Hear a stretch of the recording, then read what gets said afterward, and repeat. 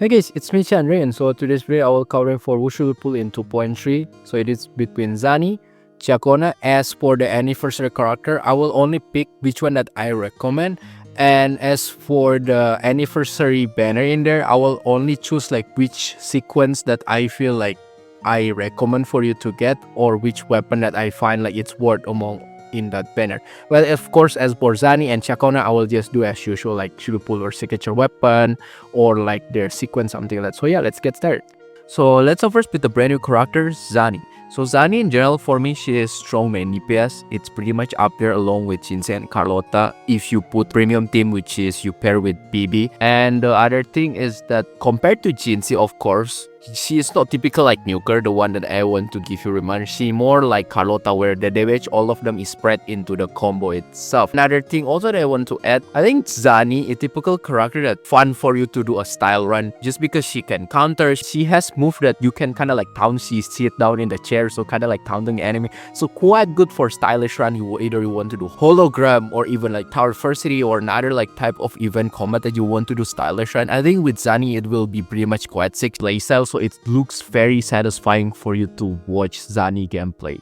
Third, although her best team of course is premium, she still has like a very free-to-play friendly team, which is pair with Spectre Over, and you can just pair also another with Farina and still pretty much work very well. And for me, it's still relatively strong as a main DPS, and I think it's pretty much good too if character can have like a free-to-play option of the team. As for my bias tech for Zani, the one that I like about her is that I think in terms of playstyle, she is relatively fun. I think as fun as Carlotta, or even I like it a little bit more because it's just so like kind of satisfying. There's a counter, like she has like combo that you can press, and also quite straightforward for you to follow too. So it's like fun and easy to play in the same time for me. At least I prefer this type of gameplay compared to Jinhsi. Jinhsi for me, yeah, she's strong, but in terms of gameplay, it's not as engaging like this. But again, this is bias. This is mostly like preference. So regarding her downside or things to note, I think some of you already anticipate, which is she is really reliant on Spectre Frazzle.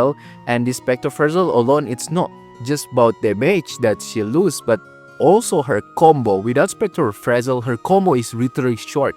So if you want to get the full potential of her combo, you need Spectre Frazzle. So because of that, the next also problem of being limited by Spectre Frazzle is that her team also become limited.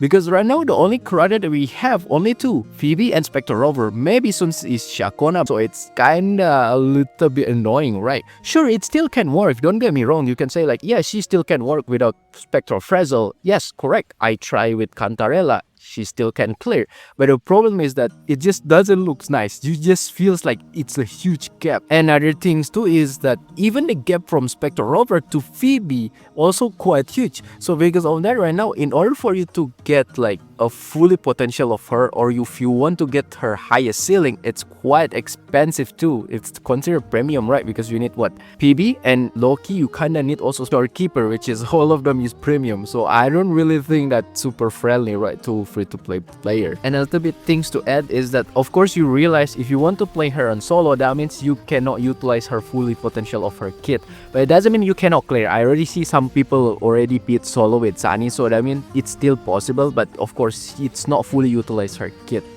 But I still have my recommendation for you to pull for Zani, which is first, if you need a strong main DPS, then yes, Zani can be one of them that you can consider. And second, if you already have Phoebe, then I really recommend Zani. She is really good if you pair with Phoebe, and her performance as a whole team is actually really good. I really say as on top like Jinhsi or Carlotta. Third, if you need a strong main DPS that can still work in a budget team, which is you only need Spectre Rover, right, and Farina, and Zani can be one of them. You just only need two of them. It can work. Basically similar case like Phoebe. Next, maybe if you really enjoy to play stylish run, to do like some like showcase here and there, I really recommend Zani. I think she's really fun for you to do a fun showcase. Lastly, if you like the character gameplay, feel free to pull for her. The next character is Ciaccona. Because Ciaccona I haven't released, so the only reference is seeing on her kit and of course from the live stream. From what I see, she is mostly work as a sub-DPS support type that has also like off-field capabilities. In here with the gimmick of her is that buffing the arrow damage and also applying arrow erosion, and also have some a little bit like application of Spectre Frazzle. So in general, she's more like super type, but she doesn't really have any like healing type, so this is mostly why she mostly has a second slot, not like the role of shorekeeper or like foreigner. So from what I see in here, I think she will become a good arrow support. So let's say that she can pair right now with Arrow Rover or even like Jian. I think it will work nicely with Ciaccona. And the one that I also like from her buff is that it's just universally will works, and it's no have restriction that the only next character that will get buff. This is literally for everyone. You can keep switch the character, so it's quite flexible buff, and I like it this part. Another thing, also she has capability to somehow pulling enemy, so I think this is also pretty good in every situation. So we need to see how good her performance in Whimpering Waves, but assuming if she has literally a quiet, like reliable crowd control, then she will be good in Whimpering Waves. Another good thing about her is that because she has capability to apply Spectrofrazzle, although I don't think it will be that much, but at least I think she can become also another new alternative for any type character that needs Spectrofrazzle, let's say like Phoebe or Zani in here. So I guess those two characters will get a new teammates as an alternative. But how good it is, we just need to see when she releases. Regarding Ciaccona Downside or things to note about her, I think it's per now, Ciaccona value is not really super that high. Just because her fully kit right now, it's not fully utilized. And it seems like her kits that made right now, it's for the future character, especially the erosion part. Literally the only that use is Arrow Rover, and even then Arrow Rover is no like super main DPS character, which is I don't think will be the super ideal team for her, because Arrow Rover like half healer, half damage dealer, right? So yeah, because of it, it feels like Ciaccona type character that means for future character, similar like Phoebe, where the confession mode, like people see like why it's so useless, but actually it's later for Zani, because right now Phoebe utilized fully 100% of her kit. So similar right now, like Ciaccona, as per right now, she's not really super that kind of like high value, but I think the moment we will have more character that involving with this arrow erosion related, like we can say like Zani but in arrow erosion, then I think value of Ciaccona will be even higher. For my recommendation for you to pull for Ciaccona, first, if you need a dedicated arrow buffer, then Ciaccona will be the one, just because her kit is very into arrows. So if you need to buff, let's say your Jian, Alto, even maybe Jinhsi on some capacity on of course like Arrow Rover, then sure, Ciaccona will be a very good option for you to choose. Second, maybe if you don't plan to pull PB, then you need another like spectral applier, then Ciaccona can be also another alternative, but aspect kind of worse of course from Phoebe. Lastly, if you like the character gameplay, feel free to pull for her. Now let's move into the anniversary banner, and I will only pick a couple of the character in here, and I will just divide them by roles. So I will start first with the main DPS. For the main DPS, I have two choices that I really recommend, which is Jinhsi or Carlotta. I think in this case right now, whatever you choose, it doesn't really matter. But if you want for me to talk a little bit regarding both of them, then I will start first with the Jinhsi. So Jinhsi, by many people will say like she is the best main DPS right now. For me, it's very situational, but I can say she is one of the best main DPS. The main signature of her is that her nuke. That's why people say like she's the best main DPS, because it's easily for you to deal like 200k, 300k damage though. And yeah, if you really like to see a screenshot damage, then it might be satisfy you, because I know some type of player that really like to see big number at once. Then yeah, Jinhsi is typical of character like that. And in terms of gameplay, she also very straightforward. You don't need to do any animation cancel. It's just follow all her sequence. Literally very casual friendly too. That's why in general people really favor Jinhsi, because also very casual friendly. You don't really need to think too much. But of course, she has a couple of the downside that I want to highlight in here, which is first, because she's nuker type, you really need high crit rate. If you don't have high crit rate, then you might be missed it. And if you miss it, it's also quite annoying that there's a high chance you need to retry your run. And that's why sometimes I hate, because I don't really like to retry to just get crit. And that's actually one of the things that I don't like from Jinhsi. Another thing, she needs specific teammate, which is coordinate attacker though, because that's the main thing to accumulate her gauge. So yeah, it's quite restrictive also in terms of like teammates. Luckily right now we already have more and more coordinate attacker. The newest character right now, Cantarell, also can help her. So because of that, I think it's not become the major issue anymore. And couple of stuff I want to mention, I think this is mostly only preference, but for me, like when she already like in the levitate mode on the like literally mid-air mode, it's quite hard for it to dodge, so kind of cringe and awkward, feels not flexible or not smooth, kind of clanky, so I don't really enjoy that part. I think in terms of her gameplay, because it's just way too straightforward, it feels easier to kind of feel stale or boring after you use for a while though. But that's again, it's only personal bias. And as for my recommendation for you to pull for Jinhsi is first, if you need a very strong main DPS that consider already meta, then yeah, I will recommend to pull for Jinhsi. Second, if you like to see a big number in a screenshot like nuke damage, then yeah, Jinhsi also one of the choice. You will satisfy your eye though. Third, if you maybe new player or even casual player, I think getting Jinhsi can be quite significant for you just because in general she's very straightforward to play, deal high damage, so very strong, so can make your progress faster. She doesn't have any like technical like stuff that you need to learn like cancel animation, something like that. Literally very straightforward but strong in the same time. I think casual will like the character like this. Next, maybe if you already have some coordinate attacker character, let's say like Zhezhi, Yinlin, Cantarella, something like that, then I think getting Jinhsi can be a good option because they pretty much relatively a good pair. Lastly, if you like character and gameplay, feel free to pull for her. Next is Carlotta. Carlotta is very strong main DPS. Arguably, I can say quite comparable with Jinhsi. It's just the difference is that she doesn't deal like nuke damage. Her damage is more like spread into like one whole rotation. And for me, the also things that I really like from Carlotta is that she can like freeze the enemy. So that's kind of quite huge. Like one of the example like the virtual crisis, I think Carlotta really helpful though for you to kind of freeze some of the annoying enemy that keep moving. So yeah, I think this is also a very good feature on her. Another thing is that her gameplay is straightforward and easy to play, but she can offer a lot of different variation playstyle you can play. You can just play like just normal, or you can do quick swap and other type of playstyle you can put on her. So this is why I feel like feels better compared to Jinhsi, because Jinhsi just feels too straightforward, but Carlotta feel has more variation, so it feels more fun in general, at least personally for me. As for Carlotta Downside, I don't think she has any major downside, but there's a couple of stuff that I find a little bit annoying, which is if you freeze sometimes on the enemy, it can be mess up your parry timing if you care about parry. So yeah, sometimes a little bit annoying. And second is that when you enter Resonance Liberation, she has only limited time to perform like her literally like climax ultimate. So because of that, sometimes if enemy interrupt you, it can mess up your literally main damage, which is sometimes quite annoying. As for my recommendation for you to pull for Carlotta is that first, if you need a very strong main DPS and consider meta, then yeah, I really recommend to pull for Carlotta. Second, if you maybe have already Zhezhi, then I think Carlotta is really the one that I recommend because they will synchronize really well.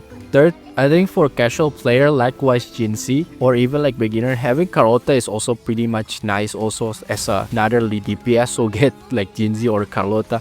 Both of them is actually really good just because they're really strong, easy to play, and mostly for Carlotta, especially if you play hologram, she has this time freeze which is actually really huge for you. It's kind of like cheating code for you to win. That's also another good thing. Lastly, of course, if you like the character gameplay, feel free to pull for her. Third character is Phoebe. So I think among all these two, Jinhsi and Carlotta, people already expect, but Phoebe pretty much people underestimate. But for me at least, and a couple of my online friends that say like Phoebe, it's time to time you just realize she actually quite like undervalued by people. Like people overlook too much by Carlotta and Jinhsi, but actually Phoebe also another character actually really good. Mostly because her team's also relatively very free to play friendly. You only need Spectre over and it's actually can work pretty good as a main DPS. Not only in that, if you have Zani right now, you can make her as a sub DPS for the confession state in there, so to apply the Spectre Fragile. So she indirectly also have like multiple roles in here, you know, just as a good main DPS, also as a good like sub DPS for Spectre Fragile applier in here. As for the weapon itself, she can basically just use any 5-star weapon and it can work for Phoebe. Literally like String Master can work, Charge Signature can work, and the standard even can work for Phoebe. So because of it, it's very like literally free to play friendly for her, including you just use the 4-star Fish Rectifier, it also can work too. Another thing is that in terms of traversal ability, she's also pretty good, especially for short distance that non-Renacita area. She can help you to travel quite fast, and that's why in here that, and that's why I say in here that mostly people kinda don't realize how good actually Phoebe is. However, regarding her downside, there's major one downside that I want to highlight in here. If you want to play your Phoebe as a main DPS without Spectrophrasal, it still can work. You can still clear like Torre Adversity without any problem. But man, it will feels like it has a huge gap with and without Spectre Frazzle. So let's say I use Sanhua, right? Yeah, it still can clear, but when I change back using Spectre Over, I just feel like, wow, this one just much better though. So she feels like really needs Spectre Frazzle if you want to see her performance looks outstanding. And in the end, I still have my recommendation for you to pull for Phoebe, which is first, if you need a strong main DPS or as a Spectre Frazzle applier, especially right now for Zani, then yeah, I really recommend for her. So because right now you can use her in the 2 different roles, and so that's actually pretty good for value, right? And second, if you're beginner or maybe new player, then I really recommend for her. And second, if you maybe new player, returning player, or even typical player that want a strong team but also accessible for free to play, then I recommend for Phoebe, because literally the teammates that she needs is Spectre Over and she performed really good. Especially in single target, it's actually really good. Not so much different than those meta character like Jinhsi or Carlotta. And yeah, because of that, it's quite amazing with only Spectre Over she performed like this good. Third, maybe if you really care about traveling, like traversal ability, then Phoebe can help you, because I told you right, in short distance she's actually really good. Lastly, if you like the character gameplay, feel free to pull for her. And the next session, this is for the sub DPS or support type choice. And yeah, the first time I will start, I will just combine these 2 characters because they are just so similar in terms of their role, which is Yinlin and Zhezhi. So Yinlin and Zhezhi in general is a good kind of supporting character like as a sub DPS. The only difference is that Yinlin will buff in for the Resonance Liberation and also the Electro damage. As for the Zhezhi itself, Glacio that she will buff and also buff Resonance skill. But yeah, all the stuff that they do is it's still pretty much the same, like buffing, and also like in terms of Concerto recharge also relatively fast for both of them. So they just very similar, just very depends on which character that actually you main. As for Zhezhi, she is right now the best to support Carlotta and Jinhsi. As for Yinlin is for Xiangliao and Calcaro. But of course, if you want to talk a little bit specific right now, Zhezhi is a little bit advantage just because her team that she support is mostly top meta, while Yinlin, I think only Xiangliao, Calcaro, it's kinda debatable. So yeah, I think in general, Zhezhi will win in this a little bit. But in the end, both of them is actually very good, very flexible. As a Moonlit candidate, also very good. And yeah, very good support in general too. Like even like you want to use Yinlin in Jinhsi or even like Changli or even like Jian, she can still work. So that's why. And so that's like Zhezhi, you can work with Changli, and even you want to support like other like character that resonance skill base, yeah, still pretty much can work too. As for their downside, I will start first with Yinlin. Yinlin in general, I think because her kit, some of the animation is quite long, you need to do animation cancel, and if you don't do that, sometimes it can interrupt and kind of taking damage. So yeah, it's a little bit annoying. While Zhezhi, sometimes when you, as for Zhezhi, sometimes you can easily mess up her rotation. So yeah, it's a little bit annoying, but I don't think it's really a big deal too. Like I think both of these characters doesn't really have so much like a big downside, only like a couple of annoyance. As for my recommendation for you to pull for both of these characters, I will start with Yinlin. Is first is that if you are mostly main Xiangliao or Calcaro, then Yinlin will be the one that I recommend. Or even maybe you like more character that maybe centric more into Resonance Liberation. So yeah, Yinlin will be more the choice in here. While Zhezhi, if you're mostly main Carlotta or Jinhsi, or at least you have like character that mostly use Resonance skill as their main like kit in here. So yeah, that's why the one that I really recommend. And second, if you're just looking for any like candidate that good for Moonlit user, then any actually Yinlin or Zhezhi, they both is good. It just like depends on your preference, I guess. And third, of course, if you like character and gameplay, feel free to pull for them. And next character is Roccia. I think Roccia also another character that people kinda underestimate, but time to time I just realized she actually really good. Especially if you care mostly about AoE or crowd control, then she actually really good. And basically the new mode, Whimpering Waves, she actually shine really well, and I think she helped me a lot go through it. So I think if you want a character that literally help you on Whimpering Waves, she's one of the characters I recommend. And then also like in terms of like farming echo, like the minions, it's actually very like kind of convenient using her, because you can just like pull and plunge and all of them just died. Even on S0, it's very still convenient to like kind of farming echo. So because of that, like in general, also she has a Moonlit candidate also pretty good. So that I mean, as a typical like support character, pretty good. I even try like in non-Havoc team, it still pretty much can works. But of course, she shine the best in buffing Havoc teams. As for Roccia Downside, there's a couple of them. I will start first with the most annoying one, which is when you want to do the plunge attack or the heavy attack. Sometimes if enemy hit you too hard, you will get interrupted and you need to do your setup again, which is I find it that quite annoying. And second is that her buffing right now outside of Havoc not really super universal. It's only basic attack. Actually only Camellia right now that I feel super beneficial, maybe in the future, but as per right now it's not really that super useful compared to like Yinlin or Zhezhi. And as for my recommendation for you to pull for Roccia, which is first, if you like a unit that really good at whimpering waves, then I will recommend for her or any AoE content. And second, if you really need a crowd control like character, let's say for you to use in farming Echo the minion like that to gather enemy at once, so it kind of convenient, something like that, then yeah, I will recommend for you to pull for Roccia. And third, maybe you need a support that really dedicated into Havoc, then yeah, I recommend also for Roccia. Lastly, of course, if you like character gameplay, feel free to pull for her. And now let's talk into the section of should you get the early sequence or signature weapon. As for Zani, should you pull for early sequence or signature weapon? And for me in general, prioritize first to get the signature weapon, just because the signature weapon give you a good amount of damage increase and also give you critical damage. In WuWa, getting critical damage is quite rare, so because of that, like if you can get this like rare like stat, that's already valuable for the weapon itself. However, if you already have like Roccia signature weapon, then you can consider to go to S1, just because S1 will give you a little bit better of damage increase in general if you already have Roccia signature weapon. However, you have to deal with 50-50. Compared to the weapon, it's 100%, that's the safest option. If you plan to get to S2, S2 actually already a better upgrade compared to signature weapon. But again, you have to go through 50-50 twice. And if you ask me in general, I will still always prioritize with the route of signature weapon. I'm too scared to gamble. I want the safest route. Even I have Roccia weapon, I will still choose signature weapon. I just don't want to gamble. But hey, if you really want to risk with 50-50, then sure. As for Ciaccona, should pull for the early sequence, I cannot say about the signature weapon just because there's no official statement yet. But for me, if I want to review in here, S1 I think it's good, but mostly only for her personal damage. So in here, the only clue that I can give you, if her signature weapon have some support capability, let's say like buffing like teammates, something like that, then in general for me, just go with that signature weapon. Just because like buffing the entire team for me, it's always more valuable. And again, it's 100% compared to gamble with 50-50.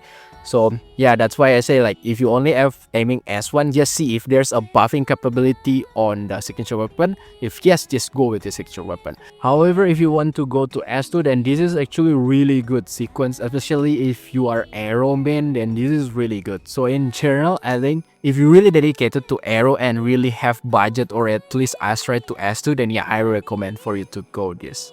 So for the weapon in the anniversary banner, which one you should choose? And for me, only one answer, which is String Master. That rectifier is extremely literally flexible. Almost every single DPS that use rectifier can use String Master and perform really good.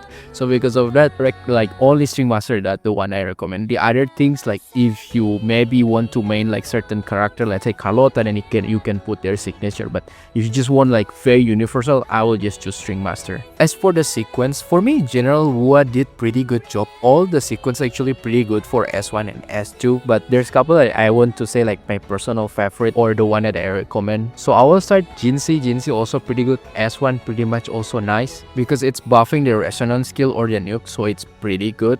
And S2 also not bad because if you just care outside like tower adversity, and this one actually pretty good, you can just like nuke with the full gauge right away. Let's say you want to just farm boss echo or even you want to do hologram, this is actually pretty good if you like that feature. Carlotta also good, especially the S2 just buff the liberation. Phoebe also pretty good. The S2 will make the spectral fragile like amplification damage will increase further, so that's also good. Yinlin and also Roccia S2 is also pretty good, especially Roccia because it can buff for the Havoc team if you want to buff further your Havoc team. But in general, most of the character in this banner, they are S1 and S2 especially, they have a pretty much a good value because the increase is quite huge. If you're still really confused, just ask me specifically on the comment because it's too much. So yeah, that's pretty much it regarding what should we pull in 2.3. In general, for me, if you ask what is my verdict, I can say this time is really hard because we have a lot of banner. The only clue that I can give you, just see what is your need. Let's say if you need main DPS, just see also which character you enjoy the gameplay or which support that you have. Let's say if you have Zhezhi, then just consider even like Carlotta or Jinhsi and just choose which gameplay that you like the most. And As for the support, I think I will go towards to Yinlin or Zhezhi, just because I feel they are in general quite universally good, and Zhezhi especially too, because it's buff like the top meta right now, so it can be a really good option. So yeah, that's pretty much it. If you like this video, feel free to hit subscribe button and like, and I will see you next time. Bye bye.